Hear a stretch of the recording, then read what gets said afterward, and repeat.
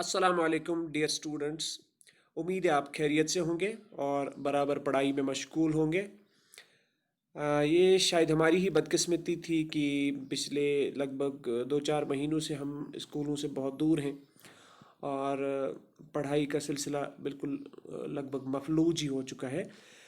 ताहम जो आजकल के ज़माने में जो टेक्नोलॉजी का इस्तेमाल किया जा रहा है, तो हमने भी इसी टेक्नोलॉजी का भरपूर इस्तेफ़ादा किया और ये कोशिश की कि बच्चों तक कुछ मटेरियल पहुंचाया जा सके। अगरचे ये इतना इफ़ेक्टिव नहीं हो सकता है जितना लाइव इंटरेक्शन जो क्लास में होती थी, ताहम हमें इस मामूली सी कोशिश से बहुत ज़्यादा फ़ायदा उठाने की बहुत ज़रूरत है।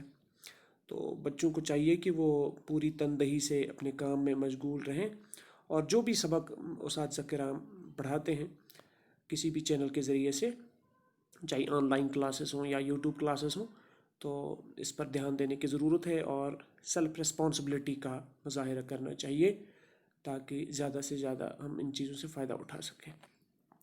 तो पढ़ाई का मसला सिर्फ ये एग्ज़ामिनेशन तक महदूद नहीं होता है, बल्कि एक पर्सनैलिटी डेवलपमेंट के लिए, अपनी शख्सियत को निखारने के लिए तालीम की जितनी ज़्यादा ज़रूरत है उससे कोई इनकार कर ही नहीं सकता।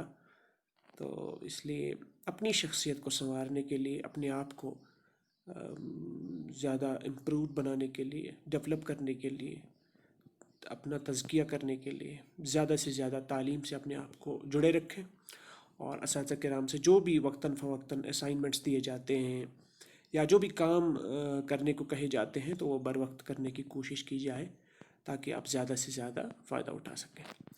तो आज जो मैंने जो मौजू उठाया हुआ है ट्रांसफॉर्मेशन ऑफ सेंटेंसेस, इसका हम लास्ट सेगमेंट पढ़ रहे हैं, कम्प्लेक्स टू कंपाउंड सेंटेंसेस। आपको मैं फिर से याद दिलाऊं कि कम्प्लेक्स सेंटेंसेस का जो मैंने बताया था इसकी डेफिनेशन, कम्प्लेक्स सेंटेंस क्या होता है, it's made up of more than two clauses but one independent clause is necessary. If there are two clauses, one is independent and the next is dependent and they are joined by a subordinating conjunction. Compound sentence में दो से ज़्यादा clauses हो सकते हैं। दो clauses हों तो दोनों इंडिपेंडेंट क्लाजेस हो सकते हैं, तो और आपस में जुड़े होते हैं कोऑर्डिनेटिंग कंजक्शन से, ये इसमें फ़र्क है।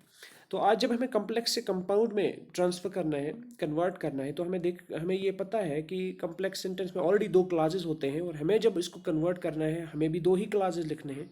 तो क्लाजेस तो हमें दोनों लिखने हैं, लेकिन सिर्फ फ़र्क ये होगा कि हम कंजक्शन वहाँ दिया हुआ होगा सबऑर्डिनेटिंग कंजक्शन और हमें किसी कोऑर्डिनेटिंग कंजक्शन, किसी मुनासिब कोऑर्डिनेटिंग कंजक्शन का इंतखाब करना है, ये हमें देखना होगा।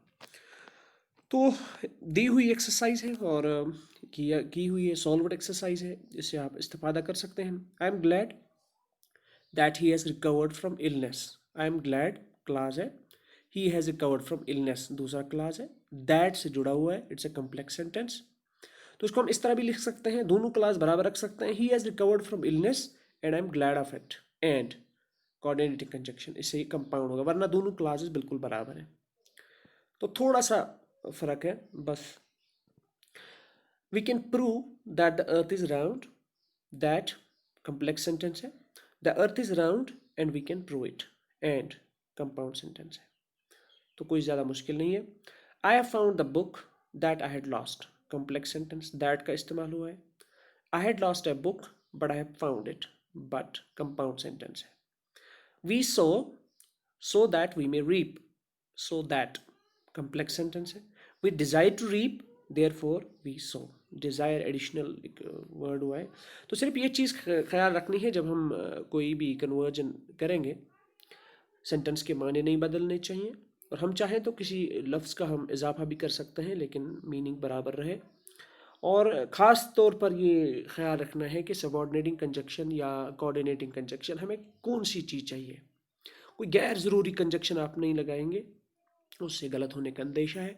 बाकी आप सेंटेंस में कोई लफ्ज़, कोई फ्रेज़ बढ़ाना चाहें, कम करना चाहें तो आप कर सकते हैं, it's based on a general sense. अब जो एक्सरसाइज है, क्लोज आप मैंने दिए हुए हैं। It's surprising that he did not succeed, it's surprising एक क्लास है, ही डिड नॉट सक्सीड दूसरा क्लास है, दैट से जुड़ा हुआ है, इट्स कम्प्लेक्स सेंटेंस। दोनों क्लासेस यही आप लिखिए। जैसे आप इस तरह कर सकते हैं, he did not succeed and it is surprising, तो एंड से। तो इस तरह आप कोशिश कीजिए। As he was not there, as से शुरू हुआ है, I spoke to his brother, तो आप कोशिश कीजिए। एज जो है सबॉर्डिनेटिंग कंजक्शन है, कोई और कंजक्शन आप ढूंढिए, बस बाकी तो सेम है। If you run you will be in time, तो इस तरह है। We eat so that we may live, ये भी आप कर सकते हैं। I could answer if I chose, I shall come when I am in better health, तो इस पे आप थोड़ी सी कोशिश कीजिए और सॉल्व करने की कोशिश कीजिए। बस यही देखना है कि सबऑर्डिनेटिंग कंजक्शंस जो हैं, जो दिए हुए हैं, हमें इनको कन्वर्ट करना है किसी अच्छे से मुनासिब सूटेबल कोऑर्डिनेटिंग कंजक्शन में तब्दील करने की। बाकी क्लासेस वैसे के वैसे रह जाते हैं, थोड़ी सी फ़र्क कहीं हो तो वो आप कर सकते हैं। So thank you, that was all about it. Transformation of sentences, we have almost done with it, so the discussion is almost over. I will be coming up with new things very soon, inshallah ta'ala. So subscribe and keep on watching my videos and stay connected. Thank you very much.